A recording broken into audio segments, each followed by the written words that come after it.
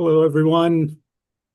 Welcome, welcome. We'll give a couple of minutes for people to get settled and get in from the waiting room. Hello to everyone who's watching us live in Circle and on Instagram and all the other various places. Um, as always, I want to invite folks as we are getting started here to practice communicating with us via the chat box. We can't see or hear you, but we can read your comments. And there's also a button if you're in Zoom that says Q&A, where you can submit questions throughout the presentation. We'll build a nice list so we don't miss any. And for those of you who are watching other places, you can just comment your questions and we'll have some of our call producers who will surface those for us.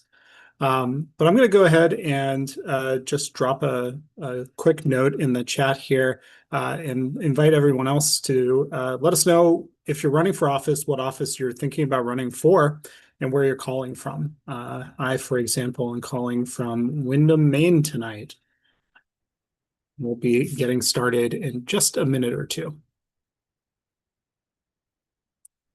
See Los Angeles. I see Tampa, Florida.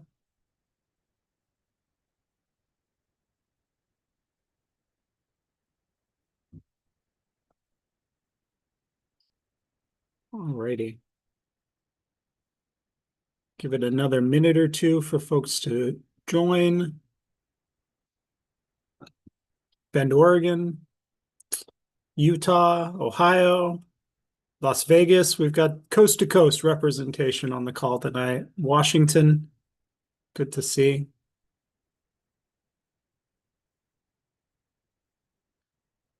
Excellent. Well, I'm going to go ahead and get us started here. But for starters, this is our third in a series on how to run for office. We're going to be focusing on how to get on the ballot tonight. And I'm really excited for this. This is a good and I think often fretted over aspect of campaigning.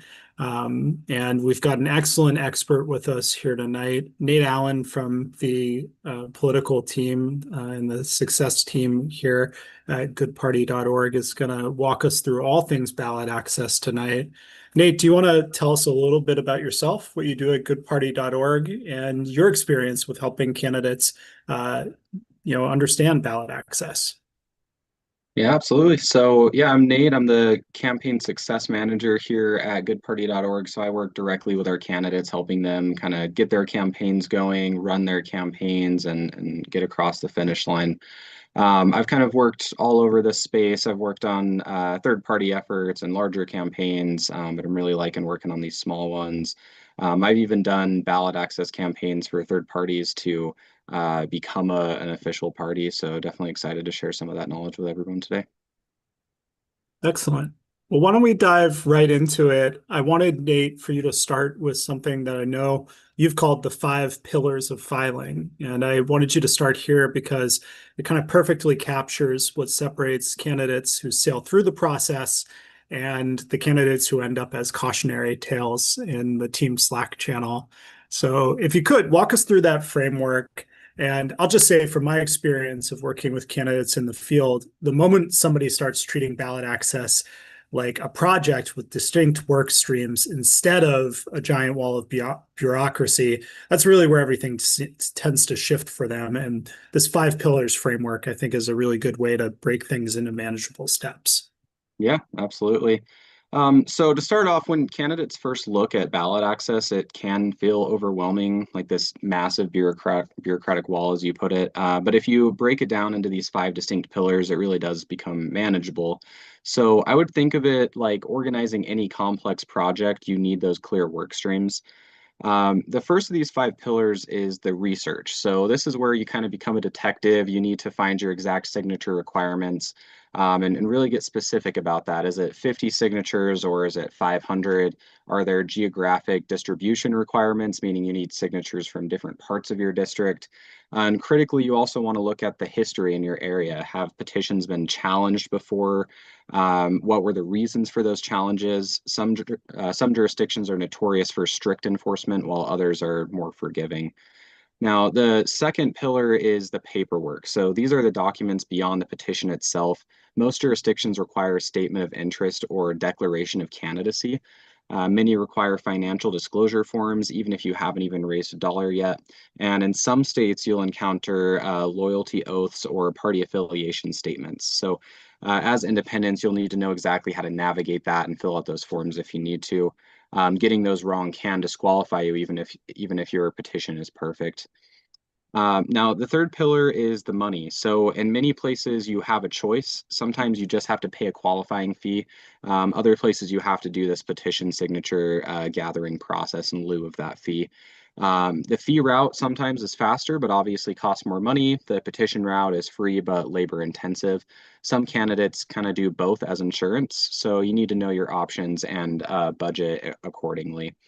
Now, fourth is the petition itself. So the actual physical document, this gets incredibly technical, such as what paper size is required. Some states mandate an 8.5 by 14 inch legal size. What color ink can you use with your pens? Some require black only. Blue might get your sheets tossed. So these kind of details are important. There's also things like what header information must appear on every page. Who is allowed to actually circulate your petitions? Can it be anyone? Can it be only registered voters in your district? All of these are things you'll need to consider. And then the fifth pillar here is the notary. So the verification and filing process itself. In most places, each petition sheet must be notarized, and the circulator actually has to sign in front of the notary. So the timing and sequence of collection really matters. And then there's the actual filing itself. Where exactly do you submit? What are the hours? Do you need to deliver in person or can you mail it? And is email or electronic filing allowed? So a bunch of things to consider there that we'll dive a bit more into as we go through. Awesome. Incredibly detailed. And I'm going to drop in the chat those 5 pillars for people. But just to recap, it's research, paperwork, money, petitioning, and the notary for the submission process at the end there. And one thing that I'd add from the field is that ballot access is really essentially the dress rehearsal for your entire campaign. I've seen candidates with really great ideas, real community support, and compelling personal stories knocked off of the ballot because they treated this part of the campaign, the first real test, as a formality. So I'm wondering, Nate, what is your take on why this first test matters so much beyond just the logistics? Yeah, so like you said, it really does test everything that you'll need to win. So consider that to get on the ballot, you need to organize volunteers, you have to manage deadlines, handle detailed paperwork, maintain quality control, and navigate that bureaucracy all under time pressure. If you can't mobilize 50 people to collect signatures, how will you mobilize voters on election day? If you can't track petition sheets and meet filing deadlines, then how are you going to manage a finance compliance calendar or get out the vote operation? So ballot access really tests your attention to detail and your ability to follow rules you didn't make. Politics involves a lot of that, and frankly, it tests your resilience in the face of these things. So there's going to be moments in the petition drive where you're behind schedule, where volunteers don't show up, sheets get lost, and you have to problem solve in real time. These requirements kind of function as a filter. If you approach ballot access with the same strategic mindset that you'd bring to your campaign, you'll not only get on the ballot, but you'll also build that foundation for everything that comes after. I want to share another resource in the chat here. I think that one of the things that I get the most questions about during this time of year when I host office hours is about petition drives in general, how to run them, what the best places to collect signatures are, all of that. And we put together a course that's available in our community that is dedicated to this. So I want to drop the link to that in the chat for folks. And I think this is a good pivot to talk about signature drives a little bit deeper, really talking about signature drive goals, because this is another area where I see campaigns make one of the most avoidable and heartbreaking mistakes, right? They look up the legal minimum. I need 100 signatures to get on the ballot, and they aim for exactly that number and then act completely shocked when they fall short when the signatures are reviewed. It's kind of like showing up to a potluck with exactly one portion of food and then being surprised when you're hungry because everybody gets to it first. So, Nate, walk us through the difference between the kind of vague goal that gets candidates into trouble and the smart goal that actually helps to protect them when signatures inevitably get challenged. Yeah, great question. So I think first an example of a non-smart goal is going to sound something like I'm going to collect enough signatures to qualify. So like you said, that's very vague. It's very reactive to the requirements. You're essentially saying I'll do whatever the minimum is and hope it works out. But that's a recipe for failure because you have no built-in margin for error, no timeline pressure, no way to track progress. So if you haven't heard of the SMART acronym before, it stands for specific, measurable, achievable, relevant, and time-bound. So here's a good example. Collect 1,500 signatures by June 1st, which is 2 times our legal requirement of 750, giving us a safety buffer against invalid signatures, and will track progress weekly with a target of 150 signatures per week over 10 weeks. So the difference between those two plans is very stark. Now you know exactly what success looks like and what you're setting out to do. You know how many, by when, why that number, and you've broken it into those manageable chunks. And you can track whether or not you're on pace. If you're at week 5 and only have 400 signatures, you know you need to course correct immediately, such as adding more canvassing shifts, recruiting more volunteers, or expanding your collection zones. But with a vague goal, you might not realize you're behind until it's too late to recover. Yeah, that buffer number is something that we talk about constantly. And I always compare it to packing an umbrella, where you might not need it, but you're always going to be really glad that it's there if it turns out that you do. Could you survive without it? Sure. But should you risk it? Absolutely not. Nate, can you break down why having 1.5 to 2 times the required amount isn't overcautious? It's actually the floor.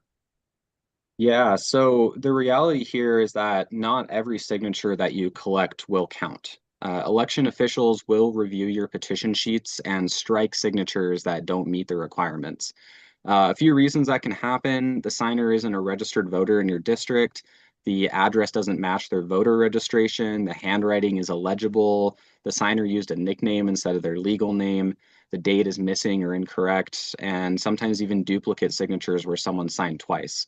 So in a typical petition drive, you might lose 20 to 30% of your signatures to these issues. And in some jurisdictions with strict enforcement, the rejection rate can be even higher. So if you need those 750 signatures to qualify and you collect exactly 750, you're almost guaranteed to fall short after review. And that's why experienced campaigns use that buffer number.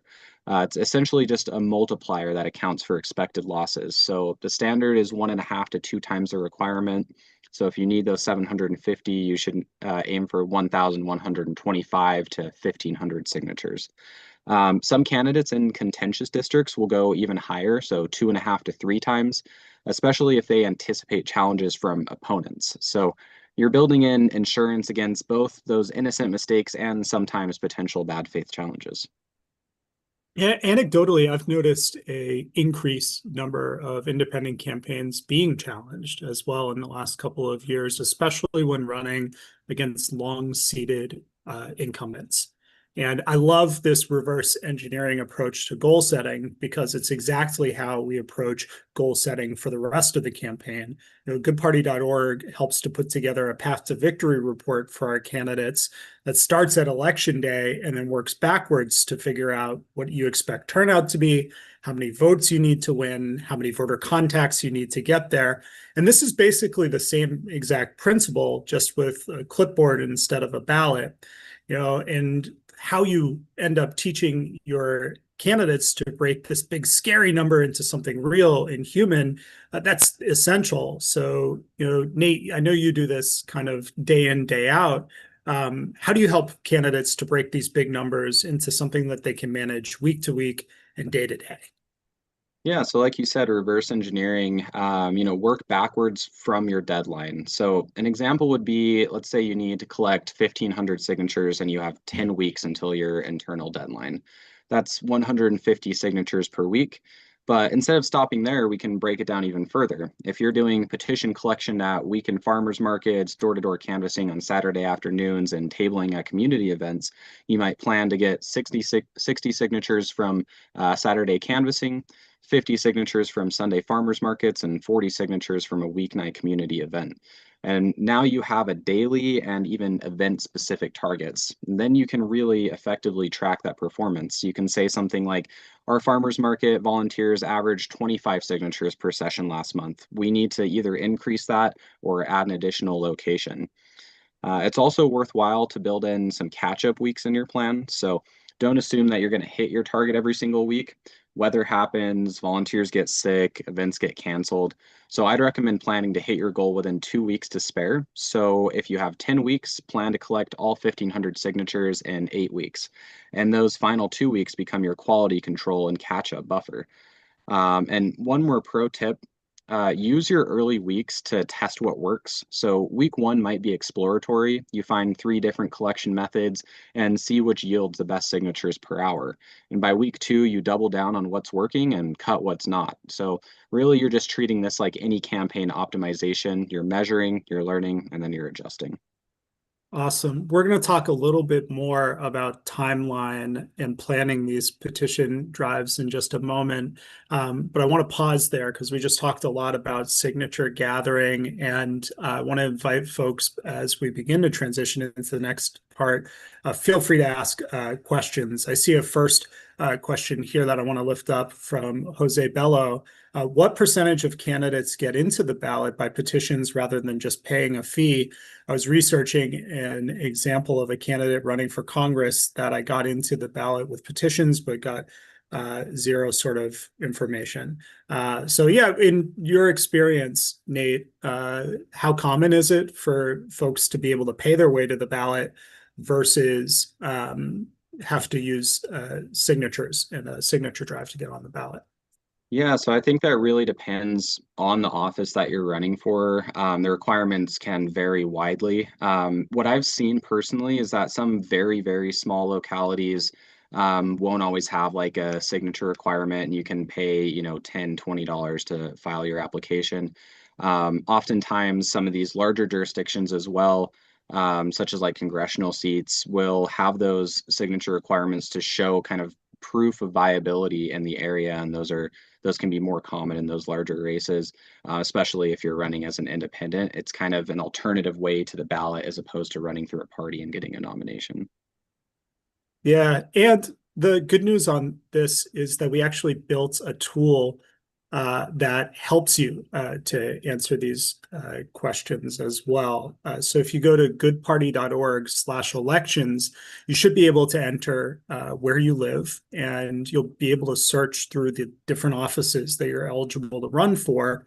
And it will tell you the qualifications for getting on the ballot in many cases. And if it doesn't have the specifics, it'll have the town hall or the Secretary of State who you can then contact to find out what's required to get on the ballot there. So it's a useful tool at goodparty.org/elections. Moving back to talking about timeline management, this is sort of one of the parts where I have to give some very direct, tough love to everybody on the call. When it comes to these elections, there are no extensions. The appeal process sometimes can be very strict, and there's no calling the election office to say, hey, but I really tried. If you miss the filing window by one day, by an hour, you're off the ballot, full stop. So I want to talk about how to build a timeline that makes sure that that doesn't happen to anybody who's on the call with us tonight. Nate, with that in mind, what are the 3 critical dates that every candidate needs to have locked into their calendar before they even collect a single signature? Yeah, so at the end of the day, we are working with legal requirements here. And so those timelines are very, very important for ballot access.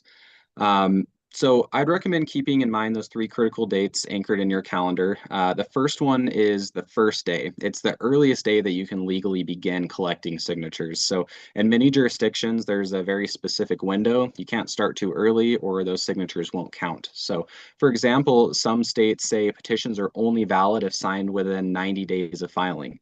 So be very intentional about this. Mark this date clearly because it starts your clock. The next is your internal deadline. That should be set to at least 2 weeks before the official state deadline. This is your team's drop dead date for collecting signatures. And you might ask, why 2 weeks?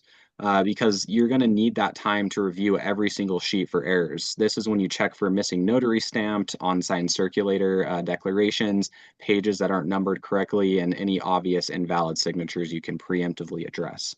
This review period is also when you might discover you're short on valid signatures and need to do emergency collection.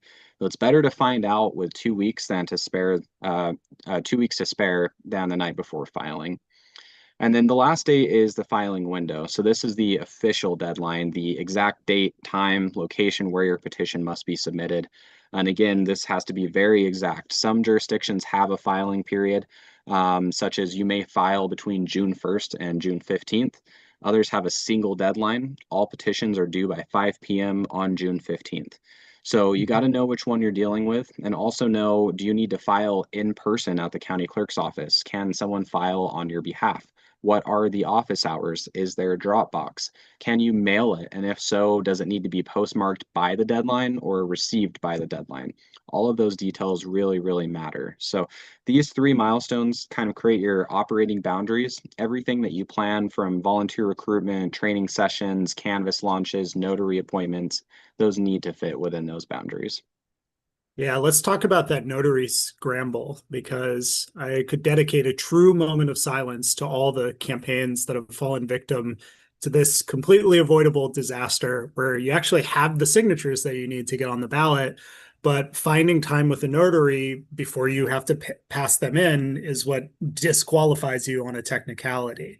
So let's talk through this. How do you build notarization into the workflow so it never throws somebody off of the ballot?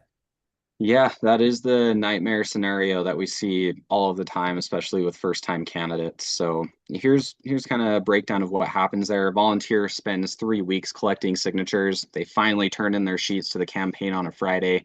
And then the campaign realizes the following Monday that these sheets still need to be notarized, and the filing deadline is coming up on Wednesday. Now they're frantically calling notaries, trying to track down a volunteer who actually collected the signatures, because again, as I mentioned at the top, the circulator often has to be present for notarization. And then they're discovering that the notaries that they can find are booked, or they charge $50 per sheet, or that the volunteer is on vacation. So you prevent this by building notarization into your workflow from day one. And here's a few ways that you can do that. The first is a rolling notarization. So every time a volunteer completes a petition sheet, they go to a notary within 48 hours, and you maintain a list of notary locations such as banks, UPS stores, campaign volunteers who are notaries, libraries even sometimes, and you make this part of the volunteer's responsibility. Your shift isn't done until that sheet is notarized. Option two, you have scheduled notary sessions. So you can bring a notary to your campaign events and have them present when volunteers return from canvassing, so sheets can be notarized immediately. Some campaigns even hire a mobile notary to come to the campaign office weekly. And option three, especially for these smaller campaigns, can be recruit notary volunteers. So often you might actually know someone who is a notary public. You can activate them as a specialized volunteer whose role is that petition verification in your campaign. So the key principle here, don't let on-notarized sheets accumulate. Treat notarization as a continuous process, not a final step. And use a tracking spreadsheet. Track the volunteer name, sheet number, the date collected, the date notarized, and the number of signatures. This gives you a real-time visibility and prevents those surprises. And one last bonus tip here, photograph or scan every notarized sheet immediately after you get it notarized. If something gets lost in transit to the filing office, then at least you still have the evidence of what you did collect. I have another bonus tip in Maine, it is so easy to become a notary. Basically, you submit $50 to the Secretary of State, you take an oath, and then you purchase a seal. So on many campaigns that I've been a part of here, we have had our canvassers and our volunteers become notaries, and we've paid the fee for them because it makes it so much easier. You oftentimes can't notarize your own signatures, but you can notarize your fellow canvassers' signatures, and they can notarize yours. So being able to make your volunteers the notaries that you know sometimes is worth spending the little bit of campaign budget on that. I want to pause now and I want to lift up a couple of questions that we've gotten from Circle. Nate, how do you feel about door-to-door with a walk list versus gathering signatures in the street for signature gathering on petition drives? Yeah, both can certainly be effective. I will say door to door gives you higher confidence that you're gathering valid signatures because you know you're talking to a registered voter that you got from a voter roll. That said, you can experience a higher rate of signature gathering out in public. I remember I did signature gathering at a university one time and 5x the number of signatures that I was collecting door to door the previous week, just because we picked a high traffic time and a bunch of people were walking by. But if you do that, you just have to make sure that you're asking those qualifying questions. You know, are you a registered voter here in the state? After you give your pitch, asking them to sign. So both can definitely be effective. I would try out both and see what works for you.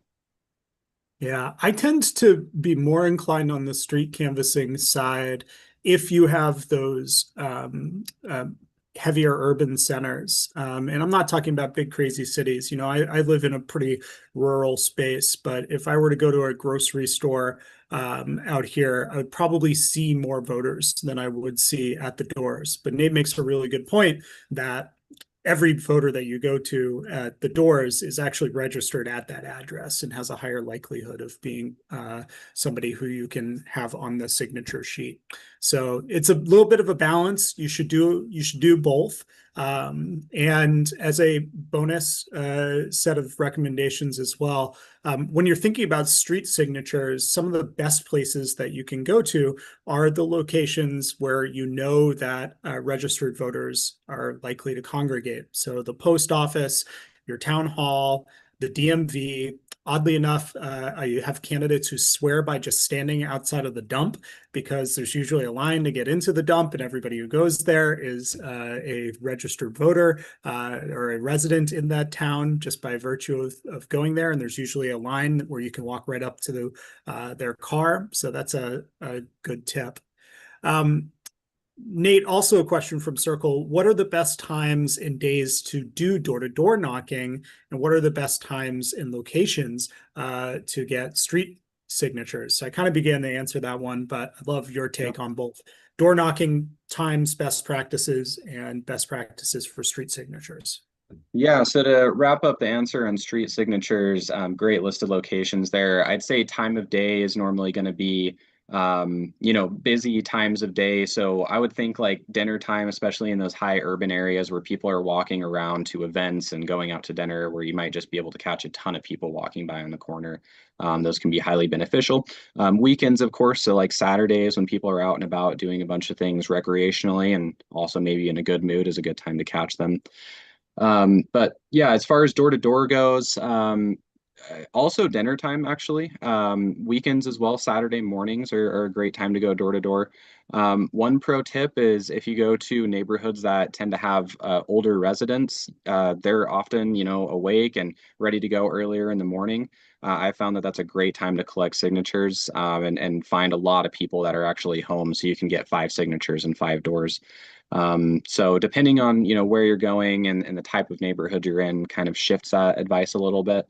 But typically in your average neighborhood, dinner time when most people are home from work, I've done daytime canvassing before in those neighborhoods, and you're typically catching, maybe 1 out of every 10 people home. So that's not always the best. Well, I want to get back into talking about running an efficient petition operation. And I know that you've called petitions one of the best excuses for early canvassing. We're talking about going door to door and we're talking about street canvassing. And I love this insight because it essentially becomes your first reason to go talk to voters. Can you expand on that a little bit more and make the case for why this is such a underused insight or strategy, especially for independent candidates, to begin that dialogue with voters during the petition gathering phase? Yeah, it really is underutilized. Most candidates kind of think of petitions as that bureaucratic hurdle, something to just get out of the way and get through so they can start real campaigning. But smart campaigns and ones that have been around the block, they recognize that petition collection is your first voter contact operation, and you really should treat it as such. So if you think about it like this, you need to talk to voters to get signatures anyway. Why not talk to the right voters, the ones that you'll need to persuade and turn out on election day anyway? This is where goodparty.org's voter data becomes incredibly valuable. Instead of randomly selecting and collecting signatures wherever you can find people, you can target those high propensity voters in your district. These are the people who vote consistently in your type of election and live in areas where you need to build name recognition anyway, and match your campaign's persuadable voter profile. So you can use those voter files to create walking lists just like you would for Get Out the Vote. But instead of asking for a vote commitment, you're asking for a signature. The beauty of this is that you're also kind of building your field operation out. You're meeting filing requirements simultaneously while doing that. So every door that you knock for petitions is a door that's warmed up for later voter contact, and every volunteer that you've activated to go knock doors during this phase of the campaign is someone that you've activated for door knocking during Get Out the Vote. Plus, those petition conversations are less intimidating for volunteers. The ask is lower stakes. Going up to a door asking, will you sign this just to help me get on the ballot is easier than saying, will you commit to vote for me? So it's perfect for training new volunteers in door knocking basics, script delivery, handling objections, basic data entry before the campaign really intensifies. And critically, it's a good opportunity for them to learn how to capture data from every interaction and just for your campaign in general. When someone signs your petition, you now know that they're a supporter, at least open to supporting you. So tag them in your database, try to grab an email from them if you can, and then they should receive your campaign launch announcement, your volunteer recruitment emails, your fundraising appeals. So at the end of the day, you're not just collecting signatures, you're actually building your base for the campaign you're about to run. I want to talk about quality control a little bit because, as we've alluded to this entire time, it's where I think the most heartbreak tends to happen in petition drives. There are all these campaigns that work incredibly hard, collected way more than they needed on paper, and still kind of come up short because the execution is sloppy. It's equivalent to baking a beautiful cake and then forgetting to turn on the oven. So, Nate, what does QC or quality control training frameworks look like? The kind that you could hand to a volunteer coordinator on day one and trust them to actually run with it so every single signature counts. Yeah, so quality control really can make or break your ballot access. You can collect 2,000 signatures, but if half are invalid because of sloppy execution, then you're in trouble. So here's a training framework that I recommend. First up, do a kitchen cabinet review. Before you send anyone out to collect signatures, have your core team sit down with your petition format and review every single field and create a checklist like printed name must match voter registration exactly. The signature must be legible. The address must be the current voter registration address. The date must be in the valid collection window. And the circulator name and signature must be completed in front of a notary. And then after you've done that, have your inner circle collect the first batch of signatures. Maybe that's just 50 to get started. But then you sit down and you audit them together. This reveals those common mistakes before they multiply in a larger operation. Maybe you discover that your petition form is a little bit confusing and signers keep skipping the date field. Then you fix the form. Maybe you realize that volunteers are letting people use nicknames. Then you can correct the training. Now, after that is to create a petition collector's guide.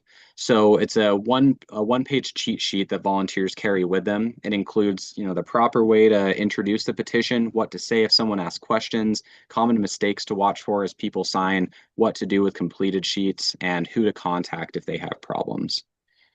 After that is assigning block captains or team leads.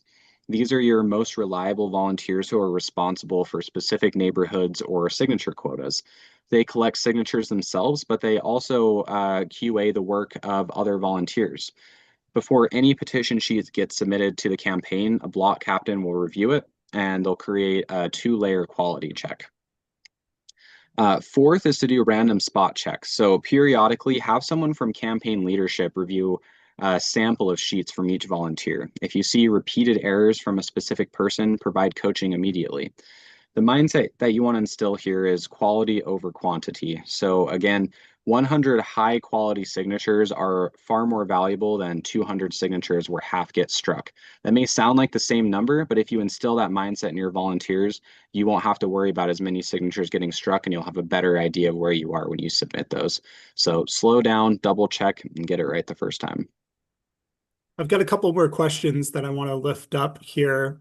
Question from Circle. If running for a specific district, what is the best way to connect with people en masse? You know, Facebook, local newspapers, etc. And do you recommend doing this? So what are some one-to-many communications that maybe could provide some additional help during the petition gathering phase? And do you recommend that?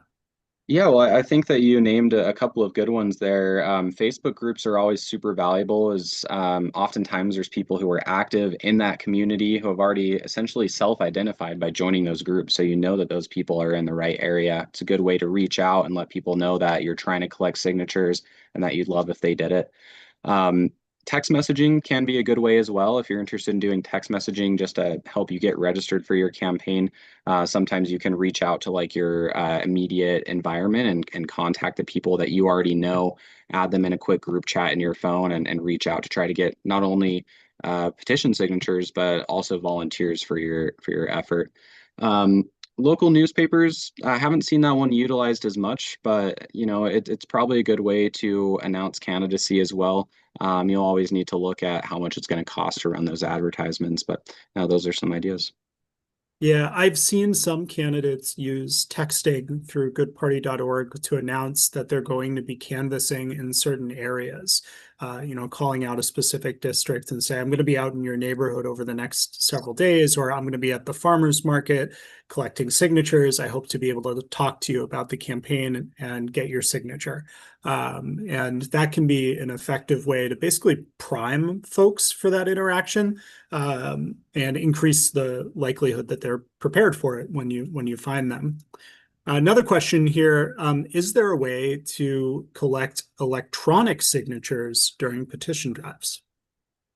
That's a great question. That is typically state-specific law, so you'll have to look into whether or not that's allowed. I know I'm based in Utah, and I know that we did pass some recent laws where you can do that. Now, the way that that's done is there's very, very specific requirements. So you'll have to have like an approved device, and the way that you gather that signature is like a very specific way to do it. They don't always just let you put together like a Google sheet and then go out and have people type their name in. There's usually very specific requirements. So as we mentioned earlier, look into all of those requirements before you start and know which ways you actually can gather signatures. Excellent. And thank you to everyone who's asked such great questions so far. I have a handful more that I'm going to save for the next section, and keep them coming. We'd love to answer even more questions here. But I do want to pause and kind of circle back to something that Nate said before the last question break, which is that this part of the campaign is a really good pressure test or opportunity for building out your volunteer base. And I think that when it comes to petition drives, it's really where your campaign culture gets established. You know, how people feel during this phase is how they'll feel come election day if you do your job right.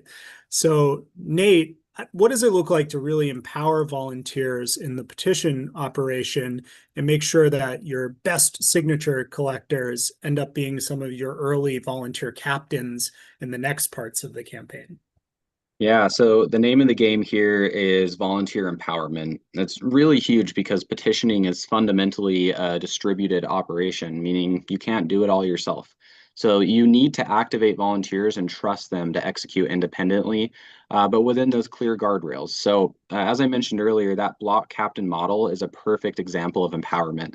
Instead of micromanaging every volunteer, you empower leaders to own specific territories, goals, and teams. You tell them you're responsible for collecting 200 signatures from the West Side neighborhood by May 15th. Here are your resources, here's your training, and your contact for questions.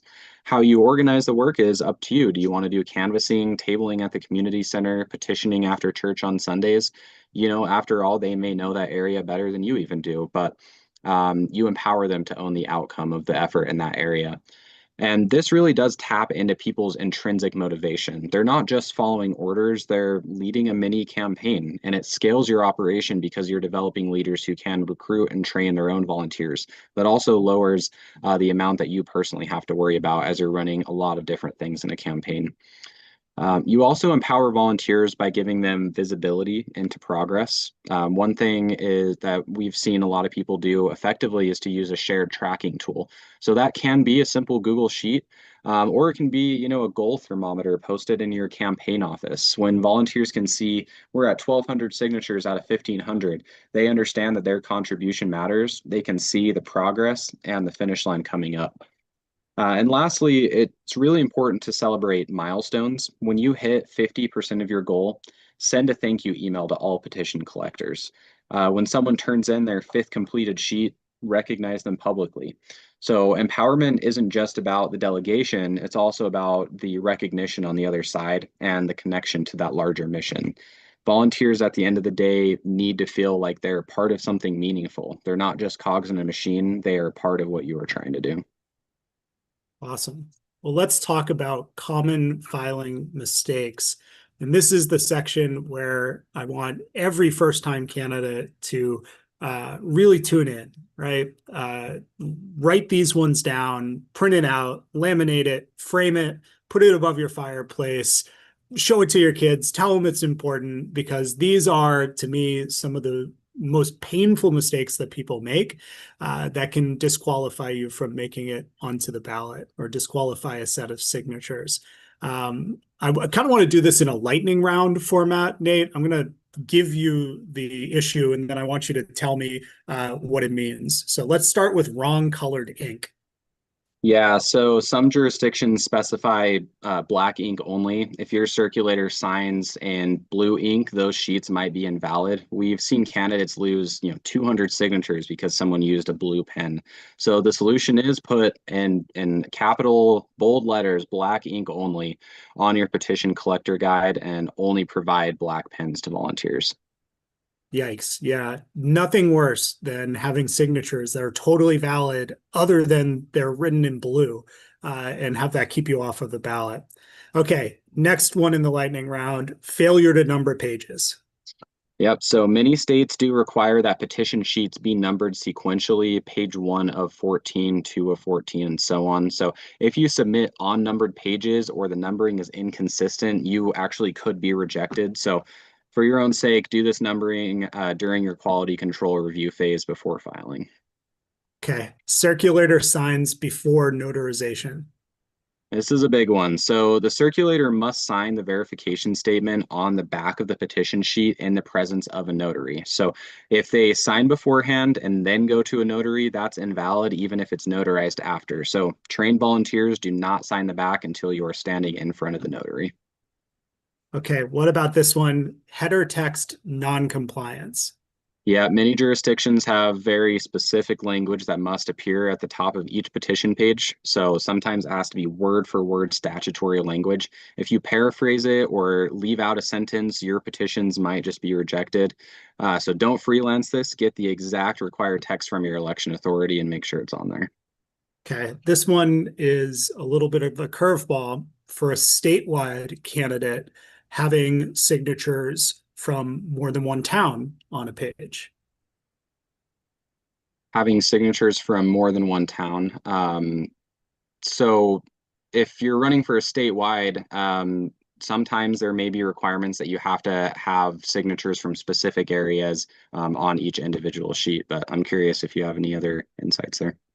Yeah, that's exactly right. Sometimes, depending on what state you're collecting in, you can only submit signatures from the same town on each sheet. So if I was at a grocery store and I saw somebody from that town and somebody from the neighboring town, I'd have to have them sign onto two different sheets. And sometimes that's done by county instead of by municipality.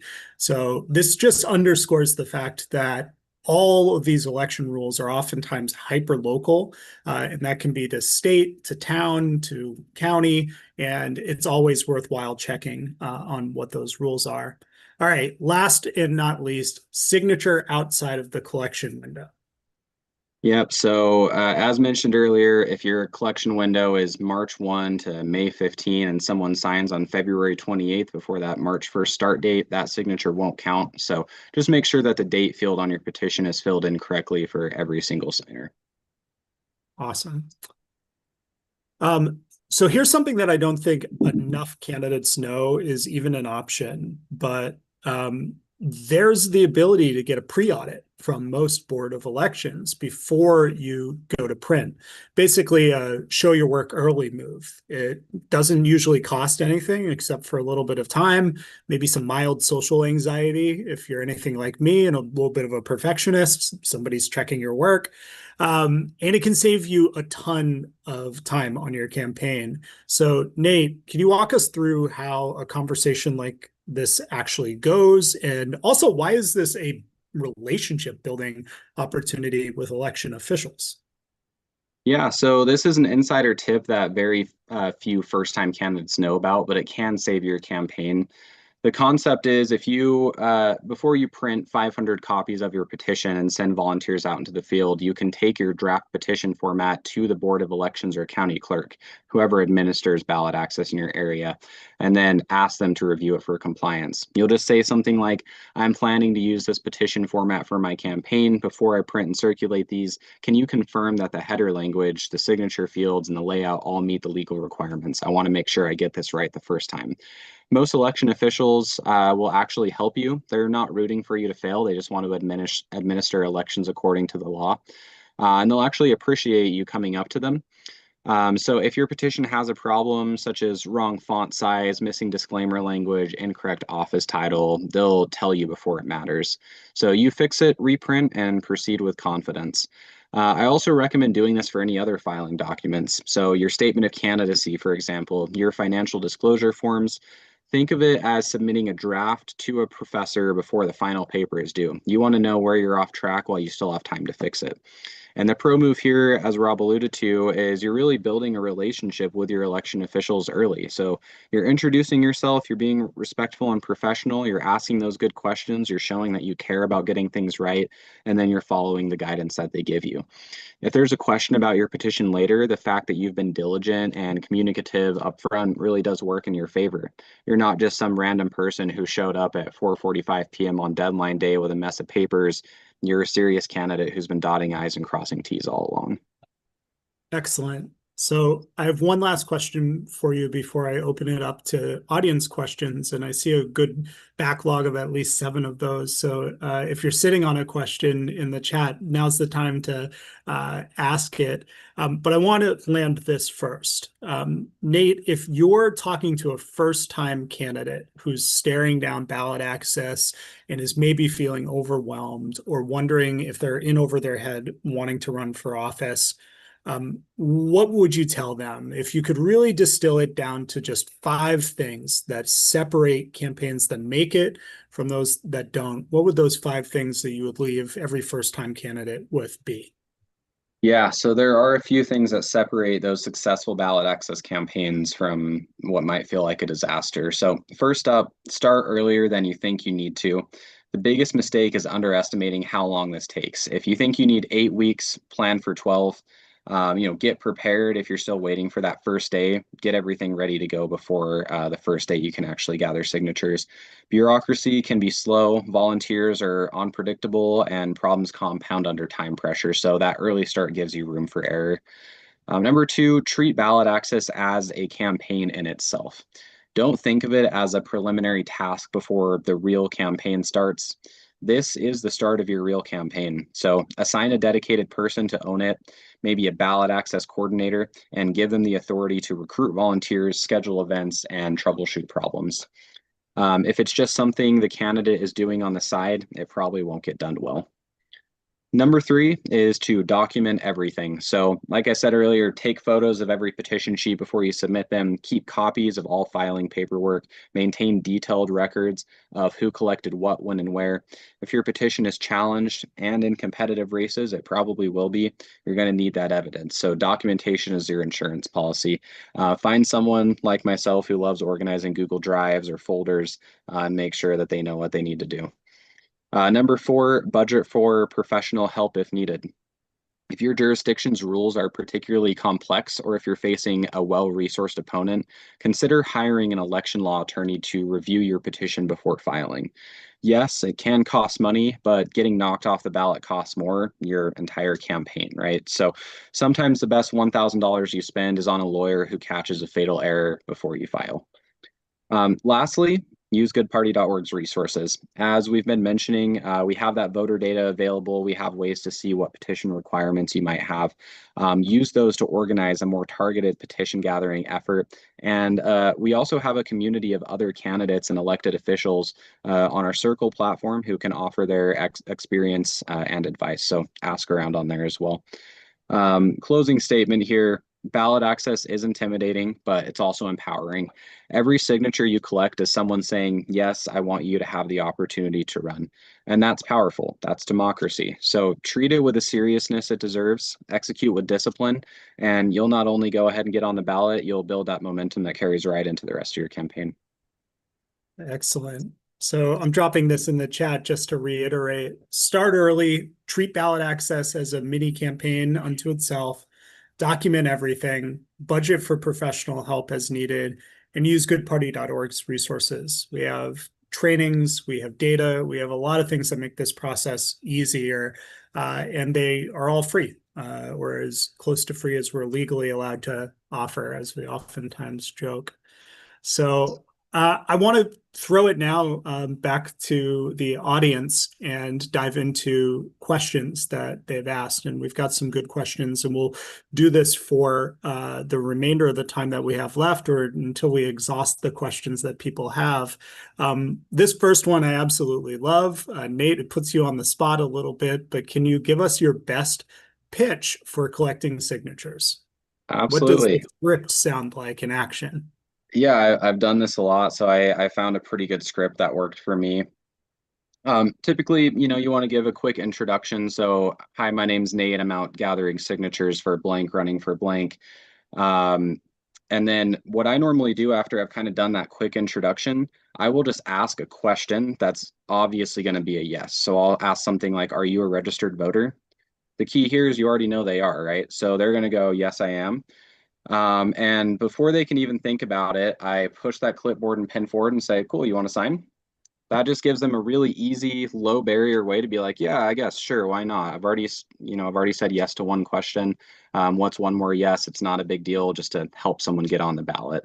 And I'll include that in my initial pitch and introduction. I'll say, I'm Nate running or helping someone get on the ballot, just getting ballot access today. Are you a registered voter? So it's a very quick and easy pitch, saves you a lot of time at the door. You don't have to worry about trying to sell someone.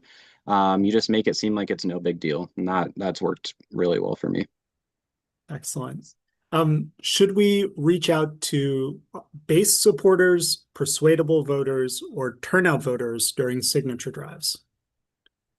Yeah, I mean, all of those can be really effective. What I've seen a lot of people do when they first launch their campaign is to get that momentum going, they will reach out to the people that are in their network that they know will sign to help them get on the ballot right away. That is also can kind of serve as that test that we talked about earlier. Your first 50 signatures, make sure everything looks good, and then you can recruit volunteers from that effort as well. So that's your base. But then you want to start looking for those people that are definitely going to turn out to vote. And within that audience is how you can identify who are the persuadable voters of those most likely voters. And then you can identify the key people that might be good to get that extra touch out of the way up front. Yeah, I think that you can certainly start with the people who are warmest and closest to you, But the great thing about the signature drive is it is where your universe is as broad as possible. People understand that by signing a signature to give you the chance to be on the ballot doesn't necessarily mean that they're voting for you. And oftentimes you'll get folks who maybe won't vote for you who help you get onto the ballot, because one thing that I think is a pretty American value is the idea of more choice. And so they'll give you a chance. So you can start pretty broad, but knowing that you're trying to build ongoing relationships with people, being able to segment out of that and, take those notes, as Nate said, of who was really into the campaign, who said that they were supportive, who maybe is willing to say that they'll volunteer on the spot, and making sure that you have a good set of data to then move people out of the general turnout universe into the base universe that you kind of look at as your supporters. This is kind of an easy way to start early voter identification. Where can one find volunteers to assemble a team for door knocking or petition gathering, Nate? Yeah, so we've kind of prefaced this a little bit, but when you go out and do your initial signature collection, you can find volunteers while you do that. So you might start with a very small team of, you and a couple of close friends, and you might have a team of 10 by the time you've gathered 100 or 200 signatures with those few people. But also, I think that a lot of us might feel like we don't have a large network, but when we start to dive into the people I know, the people who might care about these issues as well, even if I don't know them super well, they might be interested in helping out on something like this. That universe of influence can grow. So consider that. Get a pen and paper out and write down all the people you know and make official outreach to let them know that you're running and see if they'd be interested in volunteering. Yeah, I think another angle on this, as well, is it underscores how important it is to have conversations about you running for office as far out as possible, right? Because if you're able to line up maybe one or two key endorsements from organizations that have membership, who would allow you, let's say you get a union endorsement and they would let you show up at union job sites to collect signatures, or if you, even thinking smaller scale, if you have a club or a group that you're a part of who would maybe a group that already meets around a shared set of values, would they then go out and help you collect signatures? So look for what are those folks or organizations that you might be able to build a relationship with early on. This is a great question here, and I think we've alluded to the answer a little bit. Is there not a standard petition form for each state? Yeah, so some states do have those standard petition forms. I'm not super versed in like every state in the nation, so I would suspect that some places might have city-specific forms or county-specific forms as well. But one thing to know is like here in Utah, there isn't somewhere where you can go and print out a PDF of what that petition looks like. They just give you the requirements, and you are actually supposed to make your own form and make sure that you have all of those requirements on there properly. That does allow for some small customization, like if you want to put the candidate's name at the top or something like that. So oftentimes there are standardized requirements, but maybe not a standardized page that you can just print out. Does goodparty.org support state races or just federal races? Yeah, it's a great question. So the majority of races that we actually work with directly are local races, so city council and mayoral races. But we definitely, you're able to create an account whether or not you're running local, state, or federal. Anyone's welcome to sign up and use the resources. Yeah, I want to piggyback this into another question that Richard asked in the Zoom chat, which is, does the organization help assess potential vulnerable or desirable incumbents to challenge at any level? And one of the reasons that we're so focused, Richard, on municipal level, state and local level campaigns, is that there are a huge number of them. There are about 500,000 plus elections that happen at various levels. And 70% of the time, up to 70% of the time, the person who is running at that local level is totally unopposed. So that's that vulnerable incumbent that you're talking about. And when you are able to get an independent candidate who is running a grassroots powered campaign to run against them, that positions the independent with the very best chance of winning, even against an incumbent, because instead of defaulting to red or blue, all of a sudden there's this new choice. So that's a big part of our strategy. And of course, we're hoping that as we continue to win more and more races, that we'll see candidates who build a track record and trust with people and make a step to higher office. And we're beginning to see that. You know, last year we had 17,000 candidates who ran for office, empowered by our tools in our community, and we saw more than 10,000 candidates end up getting elected. So a lot of opportunity out there, especially at the state and local level. This is a question about the voter file offering, Nate, and the voter file is something that you work with day in, day out. So does goodparty.org offer a voter database like Act Blue or anything like that for indie candidates at the state level? Yeah, great question. So there might be two parts to this question here. We do offer voter data. When you sign up, you can select your office, and when you sign up for our pro membership, which is just $10 a month, you can download that voter data for whichever office that you're running for. So we'll have all of that available for you. The mention of Act Blue makes me wonder if you're asking about donor data specifically.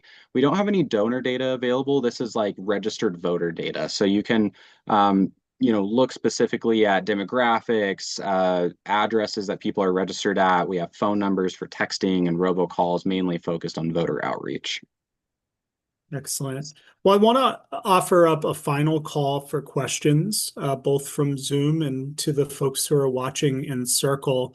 And while we give a final chance for folks to submit questions, I do want to acknowledge, Nate, that we talked a lot about petition drives throughout this process.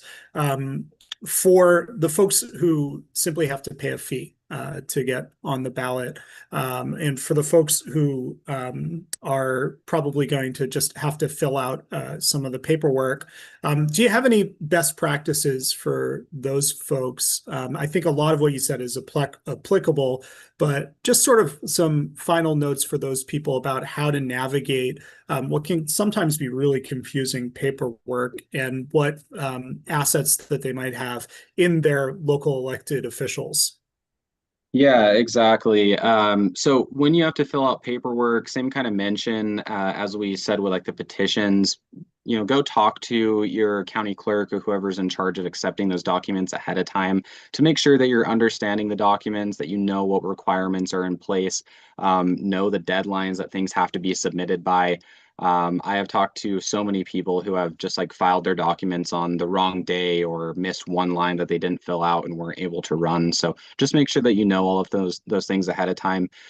Also, as we mentioned, it could be worth hiring just some legal help for a day to look over your forms, fill you in on anything you might not be aware of, and make sure that you have everything, your I's dotted and your T's crossed before you submit. Excellent.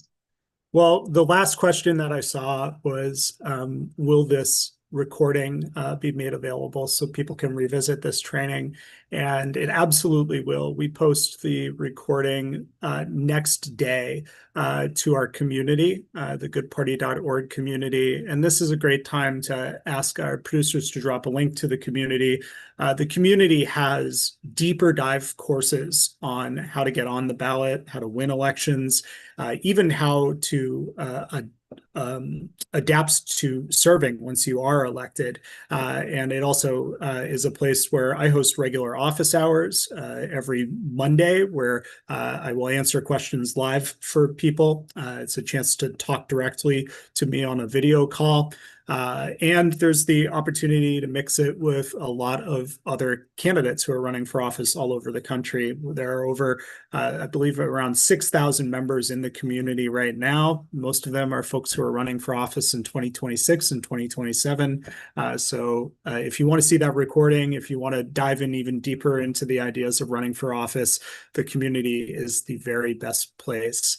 The other thing that I wanted to talk about is that in 2 weeks from now, we'll have the fourth part in this Deciding to Run series, which is all about how to launch a campaign once you have officially qualified for the ballot. So going from that moment of being kind of under the radar to publicly having an official campaign and letting people know that you're going to be reaching out to them to court them for their vote.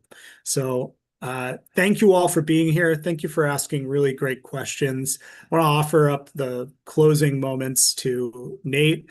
Final thoughts for people about navigating the ballot, and thank you for lending your expertise and being so generous with your time this evening. Yeah, absolutely. Well, yeah, reiterate, thanks for attending. It's always great to see people here ready to take that next step and try to participate at a greater degree in their community.